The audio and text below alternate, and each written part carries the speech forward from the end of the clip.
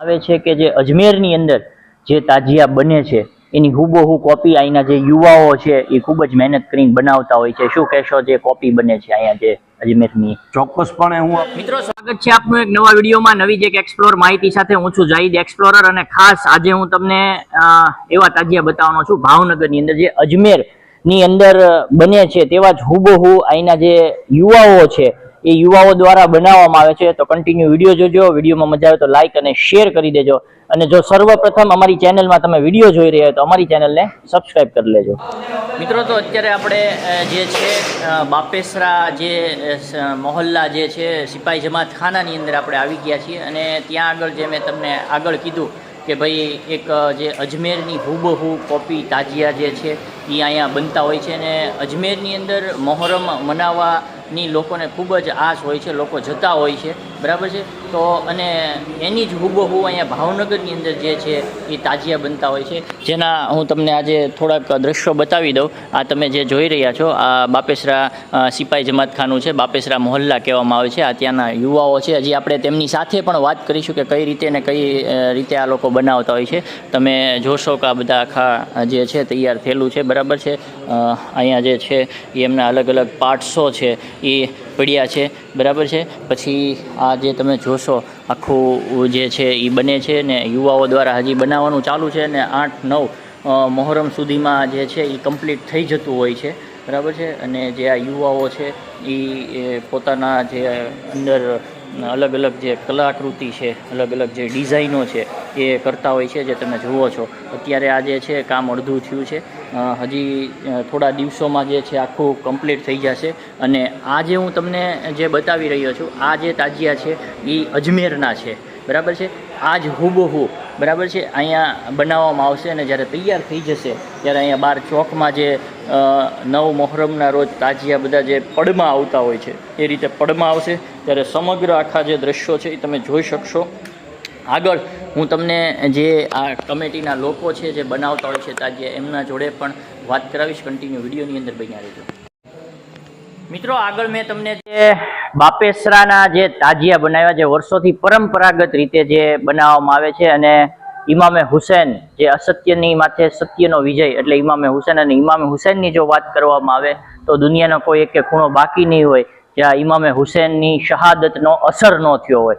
તો આજે જ્યારે મોહરમના ચાંદ થઈ ગયા છે અને 9 અને 10 મોહરમના રોજ જે તાજિયાઓ પડમાં આવશે કલાત્મક અલગ અલગ પ્રકારના, ત્યારે જે એક અલગ પ્રકારના તાજિયા જે હિન્દુસ્તાનની અંદર અજમેર કરીને જે એક જગ્યા છે ખ્વાજા ગરીબે નવાઝની, જે ખૂબ જ પ્રખ્યાત છે, પ્રચલિત છે, ઇસ્લામની અંદર મુસ્લિમ સમાજની ખૂબ જ આસ્થા જોડાયેલી છે, ત્યાં આગળ પરંપરાગત રીતે એક તાજિયા બને છે. તેની હુબહુ કોપી અહીંયા જે આ યુવાઓ છે એના દ્વારા બનાવવામાં આવે છે. તો આપણે વાત કરીશું કે કેટલા વર્ષ જૂના છે, કઈ કઈ રીતે જે તાજિયા છે એ બનાવતા હોય છે. રજાકભાઈ, શું કહેશો? તાજિયા જે આપણા છે કેટલા વર્ષ જૂના છે અહીંના? અહીંયા અમારા બુઝુર્ગો જે અમારા વડીલો છે એમના ટૂંકું અમને સાંભળવામાં આવેલું કે ભાઈ આ તાજિયાઓ છે એ રજવાડા પહેલાંના પણ છે ને તાજિયાઓ નીકળે છે. અને ઘણા બુઝુર્ગોએ તો એવું કીધું છે કે અહીંયા રાજમાર્ગો પર જ્યારે તાજિયા પટમાં આવતા ત્યારે અમારા નેક નામદાર કૃષ્ણકુમારસિંહજી મહારાજ પણ પોતે દર્શની રૂપે આ તાજિયાઓના દીદાર દર્શન કરવા આવતા હતા. અને ઇસ્લામની અંદર જો વાત કરીએ કે દર વર્ષે જ્યારે મોહરમ નો સમય આવે છે ત્યારે મુસ્લિમ સમાજમાં એક જેને કહેવાય કે દુઃખની લાગણી છે એ પ્રસરી જાય છે, અને ઇમામે હુસૈનની જે શહાદત છે એને યાદ કરવામાં આવે છે. તો જે આ તાજિયા જે બનાવવામાં આવે છે એનું પ્રતીક શું હોય છે? ચોક્કસપણે તાજિયાનું પ્રતીક એ રીતનું હોય છે કે ઇમામે આલી મકામ કે જેની યાદમાં આ તાજિયાઓ બનાવતા હોય છે એ એની યાદ તાજી કરવા માટે અને એમના સોગને અને એને આબેહૂબ તરીકે તાજિયાઓ નીકળતા હોય છે. અને તાજિયાઓ ઇમામે આલી મકામના જે એની યાદ છે એને તાજી કરવા માટે લોકોને એનાથી જાણવા મળે, એનાથી જોવા મળે અને એનાથી ઇબરત મળે એ માટે થઈને તાજિયાઓ બનતા હોય છે અને રાજમાર્ગો પર શહેરોમાં ગામોમાં ફરતા હોય છે. રજાકભાઈ, બીજી જો આપણે વાત કરીએ ખાસ કે આ જે તાજિયાની જે ખાસિયત છે બરાબર વિશેષતા છે. કહેવામાં આવે છે કે જે અજમેરની અંદર જે તાજિયા બને છે એની હુબહુ કોપી અહીંના જે યુવાઓ છે એ ખૂબ જ મહેનત કરીને બનાવતા હોય છે. શું કહેશો જે કોપી બને છે અહીંયા જે અજમેરની? ચોક્કસપણે હું આપણી ચેનલના માધ્યમથી કહેવા માંગીશ લોકોને કે જે અજમેર શરીફમાં ઉર્સ બનાવવામાં આવે છે, જે છઠ્ઠી શરીફનો જે ઉર્સ હોય એ બનો સાનો સખતથી ઉજવવામાં આવતો હોય અજમેરમાં, અને ત્યાં તો હજારોની સંખ્યામાં પબ્લિક હોય.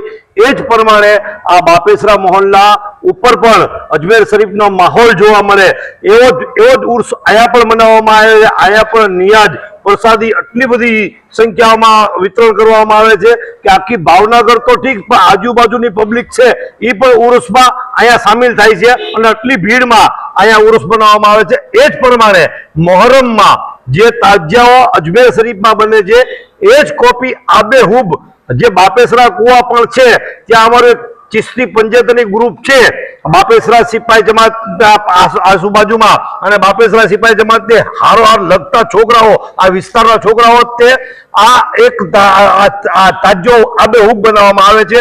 અને મહિના દિવસથી આ લોકો આ મહેનત તો કરતા હોય છે, રાત ને દી આ લોકો એટલી બધી મહેનતો કરે છે.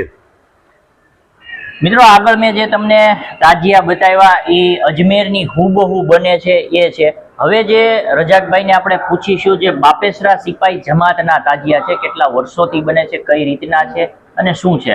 રજાકભાઈ શું કહેશો જે આપણે આ જમાતના તાજિયા બને છે કેટલા વર્ષ જૂના છે? આમ ચોક્કસપણે આ તાજિયા છે એ 165-66 વર્ષથી બનતા આવે છે અને પરંપરાગત આ બધા તાજિયાઓ રાજમાર્ગો પર ફરતા હોય છે. જેમ કે મેં પહેલા કીધું, રાજમાર્ગો પર ફરતા હોય છે અને ત્યારબાદ જે મોહરમના 2 દિવસ હોય ત્યારે રાજમાર્ગો પર ફરતા હોય છે ઢોલ તાશા નગારા સાથે. અને આ જ પ્રમાણે તમામ તાજિયાઓ તારીખ 25ના રોજ બધા તૈયાર થઈ ને પટ પર આવશે અને જે પોતપોતાના વિસ્તારમાં જે પ્રથમ જે રૂટ હોય એ પોતપોતાના વિસ્તારનો ખાચા ગલીઓનો હોય ને ત્યારબાદ તખત પર આવે અને તખત પર આવીને રાત્રિના મોડેથી માનો કે રાત્રિના 12:30-1 વાગ્યા પરથી રાજમાર્ગો પર ફરે અને સવારે 6 વાગે પોતપોતાના તખત પર ફરી બેહારે.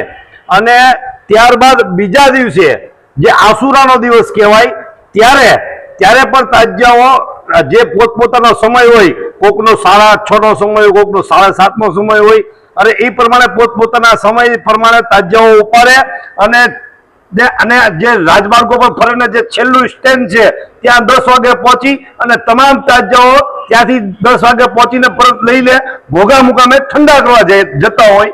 આ પરંપરા છે.